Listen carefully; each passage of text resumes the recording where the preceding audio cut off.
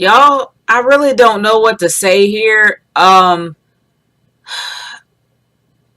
usually, for these reviews, I've decided to just do, best matches, worst matches. I guess best match, worst match, standalones. Well, I can't even think about what. Um, yeah, that's pretty much how confused I'm feeling right now when it comes to SummerSlam. It wasn't a bad pay per view per se. It's just I know that I actually had the categories and putting them into three categories: match of the night, the worst match of the night, and then the sleeper hits, or best matches and worst matches and sleeper hits, and then best match of the night. I think that's how I had it in that order. But I'm gonna be honest with you guys. I can't really pinpoint a true match of the night, but there were some good matches. I will say that there was an unexpected sleeper hit, and it definitely was The Miz versus Daniel Bryan. The reason why I say that is because that match in itself, I thought that they were going to mess up. I thought they were going to totally mess it up. I thought they were going to ruin it and not do it right. But they actually did. It felt like a match 8 years in the making. The finish, I have to say, was clever. What Maurice had, like a pair of brass knucks in her bra, and she gave it to the Miz. That was clever. That was an old school finish. I can't hate on that finish. That's why I consider that more to be a sleeper hit than a best match of the night. Because with a best match of the night, you expect that match to be good and deliver and maybe exceed all expectations. But with that match, I honestly thought, with the Miz versus Daniel Bryan, I thought that match was just going to fall on his face. I'm happy to be proven wrong. I really am. So I have to say that that's definitely a sleeper hit of the night. That match right there. But honestly, Samoa Joe versus AJ Styles, that match was brutal. And also it kind of made me feel a little like, ugh, because AJ Styles couldn't get Samoa Joe up far enough to where he landed on his left arm. And it looked like he landed awkwardly on his face. So it was a bit cringeworthy. But the ending moment when he said that, AJ can't come home, I'll be your new daddy, not so much verbatim, was cringeworthy. The fact that the daughter was there and the wife was there was cringeworthy. It just wasn't a moment that I'm like, oh, that makes it better. It didn't. It was awkward. I felt really uncomfortable watching it even further. And then it was just a weird finish. You had AJ Styles leave bloody with his family, his daughter terrified. His wife knows what's going on, but if you have a little girl that's not going to differentiate reality and what daddy is doing and seeing daddy bleeding, it's going to terrify your child. I'm not going to say shame on you or anything. This is something between the family. I just didn't think it was a good idea, and I still think it was in a poor taste. Just like, I just didn't think it made any sense to do that. Just like with Nicholas being at WrestleMania, I thought that was stupid and so much in poor taste because it really kind of discredited those titles. But in this case, even though it had to extend the feud, I never have been comfortable with families getting involved in feuds. I'm only comfortable with those that are actually in the brand, not those outside the brand. I've never been comfortable with that, like, ever. The fact the daughter was there and the wife was there just standing up, they weren't even in the seat. They were in the damn aisle. That's what bothered me the most. They didn't have to be there. I would have been fine if they were just watching at home. But the fact that they were there and he said those lines, that Samoa Joe said those lines, was creepy, cringeworthy, and it just didn't feel like a good moment. I'm not going to say the match was bad because the match was good, but the overall feel was kind of sucked out of me after he said that with her there. It was disturbing. But I can go on all night about that, but I'm not. The one thing I'm going to say is they did an amazing job having the IC title being the opener. And yeah, everybody expected Dean Ambrose to go heel because Dean Ambrose came back to the WWE looking jacked as hell. And not to mention that this dude looked like he did come out of jail and it was his first time out. He was ripped. I mean, well, not ripped, but he just looked swole. He's ready to crack some heads. So Everybody expected a heel turn. We didn't get that out of Dean Ambrose. But we did get a new champion in Seth Rollins. Seth Rollins is now the new IC champion. I'm happy to see that. Now, going into the women's matches, I will say this. I didn't expect the Raw women's match to be like that, but I'm not going to hate on Ronda Rousey. I'm not. Because I thought it was pretty funny to actually see Ronda Rousey go into Zen mode before she beats the ever-loving crap out of Alexa Bliss. I actually thought that was funny. I enjoyed it. I really did. I kind of secretly enjoyed it. I can't hate on that. Like, not at all. But honestly, having Ronda Rousey as champion was something I didn't think that they would actually do. Mainly because they really do want to have a strong champion going into Evolution. Especially the first ever women's pay-per-view. So they want to have a strong woman go into Evolution. So that's pretty much why Alexa Bliss lost her title. It's kind of a shame, really, because I thought they were going to keep it on her for a while. But I would have been okay if they did keep it on her, because Alexa Bliss, the one thing I can say about her is that Alexa Bliss, she's like the Randy Orton of the women's division. She can get as good as her opponent. She really did play off the fear very well in the ring. Running about, and then, yeah, she's double jointed. But it does look kind of, it looks kind of creepy looking at it.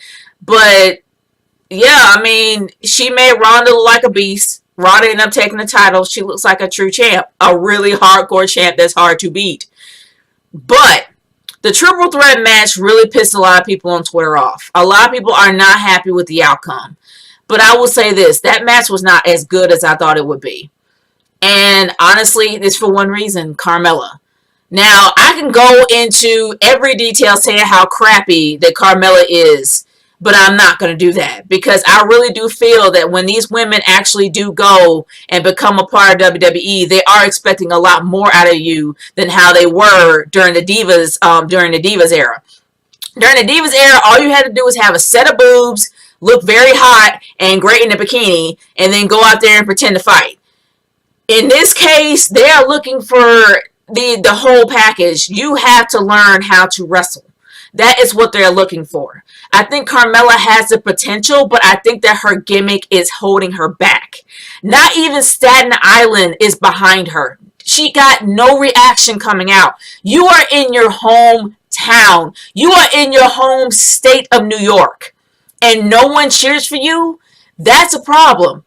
That's something that they need to fix, because the whole Staten Island Guido gimmick died with Jersey Shore. And it's old and it's stale, and it really, really held her back.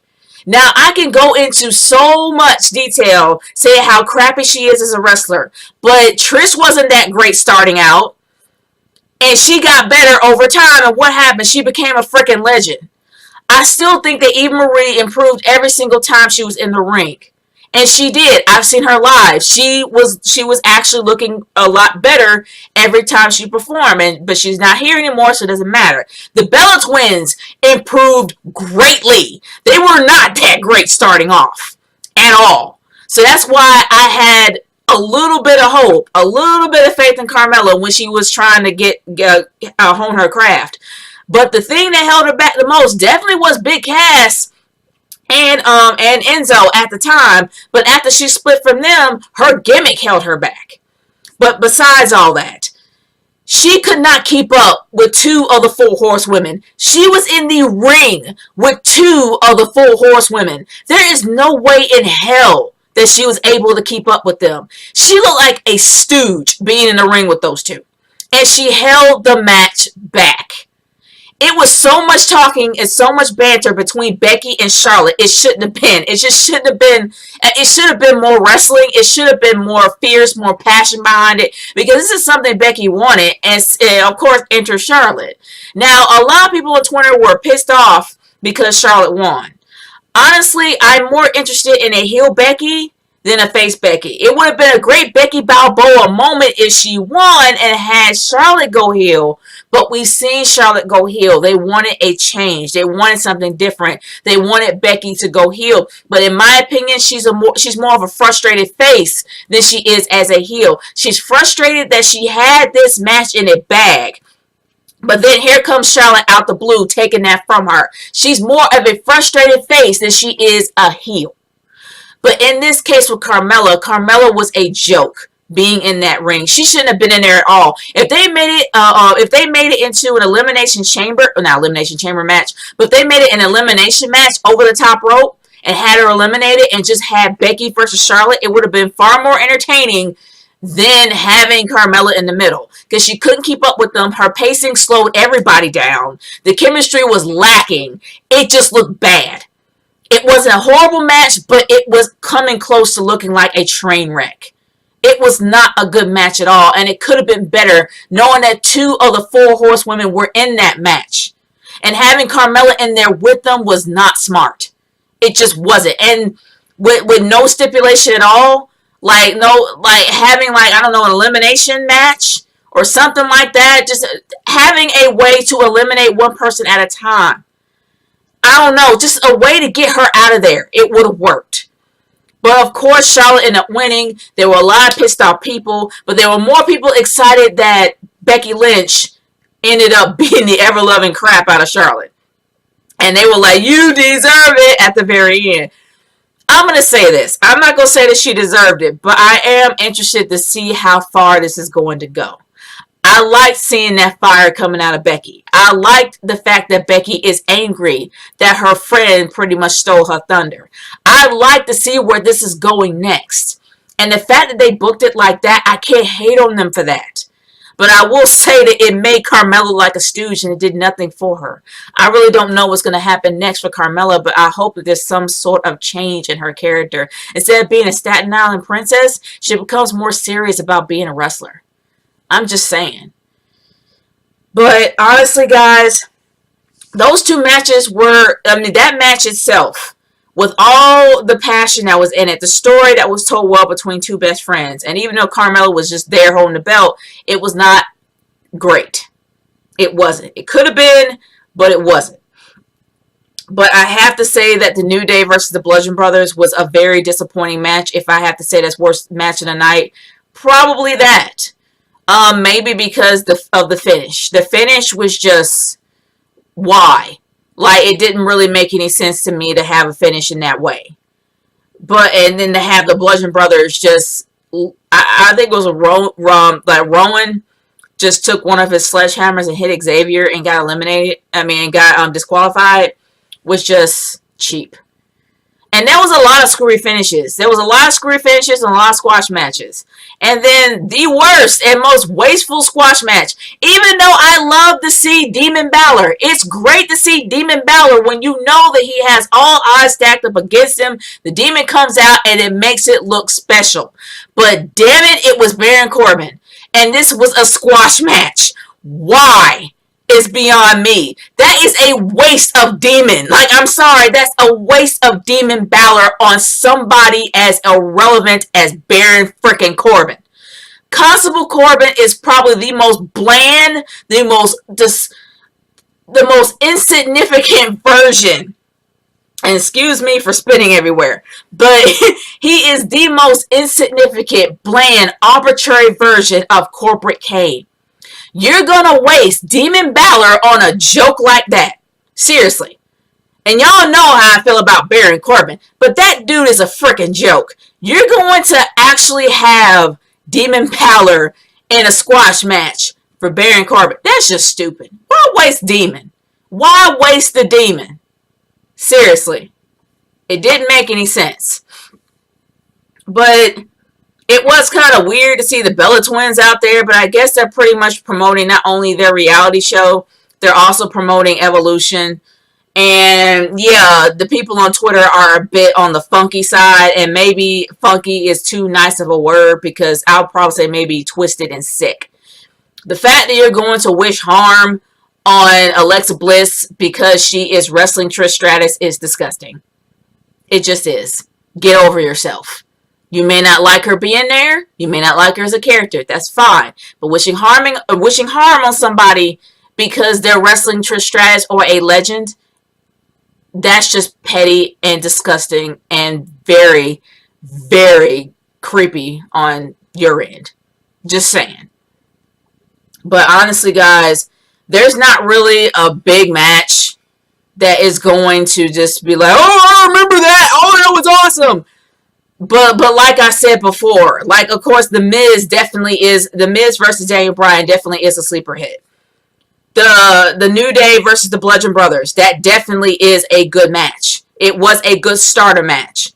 Well, not starter match. It was a good match. You had the IC Championship match. That definitely was a good match. I can't say it was match of the night, though. But I can say it was a good match. But definitely the worst matches were these squash matches, and they were a lot of them. There were a lot of squash matches. They just, from Finn Balor versus Constable Corbin to the match with Braun Strowman and Kevin Owens. Kevin Owens got squashed in the worst possible way. I never thought that Kevin Owens can get squashed on a Big Four pay-per-view. That is just sad. It really is sad. We had 2 squash matches and a whole bunch of screwy finishes. We probably have more squash matches than that. But we had so many damn matches on the card, it's kind of hard to keep track of them all. But I will say that I can't even say it's the worst, but it's the most disappointing match of the night. Now, I know that they brought Braun Strowman out there just to get the crowd going because they knew that the crowd was going to crap on that match all over. But everybody's happy, and I'm happy too, because I'm happy that Roman Reigns finally won, and that stupid push is over. We will never have to see that push again. It's over. We had that moment. Great, be the big dog in the yard, at least for several months. And we will never see the Beast again. He's gone. But it was disappointing because you had Braun Strowman coming out there saying that it was petty for him to literally go behind somebody's back and take the title. So he was waiting on the champion. He didn't care who he was. He was waiting on the champion. And I honestly thought we were going to have another match towards the end of the night. I honestly thought that when Roman won, he would come in there and he would beat the crap out of Roman. He would cash in his briefcase. And then he would fight Roman, beat the crap out of him, take the title. I would have liked that ending than seeing Roman win. But that means we would have had to go another year with Roman Reigns chasing the title, and we would have to go from screwy finish to screwy finish, screwy moment, for him losing every single match and then getting another title shot. Just giving it to him. Just give it to him. And they did. Let him keep it for a few months and then have Braun Strowman cash in at WrestleMania. Just do it that way. If you want to do it that way, fine. But we will never have to see that wretched push ever again. So that's the one thing that kind of makes me happy. Roman's got what he wanted. Vince McMahon's getting his money back somehow. And everybody's happy, including me, because I will never have to see that wretched push ever again. So that's how I see it. But I think it was somewhat cowardly that Braun Strowman did not cash in, which makes it pointless for him to be out there and make that speech or spiel anyway, because he would have found out on Monday Night Raw that Roman won. So that should have waited till then. I don't know. It didn't really make any sense to me at all. But other than that, guys, my overall thoughts of SmackDown, of SummerSlam is this. I'm like, Renee. But, it's a bit conflicting, or maybe it's so, I think confusing is probably a better word. There weren't any matches of the night for me. There were some good matches. There were some piss poor ones, and those are the ones that were definitely squash matches for no apparent reason because they were running out of time. And then you had the sleeper hit, which definitely was Daniel Bryan versus The Miz. It was a classic heel move for the ending. It was a classic rivalry match. I loved it. It definitely was a sleeper hit for me because I thought that match was going to fail, but it didn't. But overall, SummerSlam was not a horrible pay-per-view. I would probably say it's above average at best. I'm not going to say it was top-notch, but it's above average. So I'm still a bit on the fence for some of these things, for some of the matches that were there. But I am going to still say it's above average. But other than that, guys, I still want to hear your thoughts about this SummerSlam. Leave it in the comments below. Let me know how you feel. And I'll see y'all later. Peace out.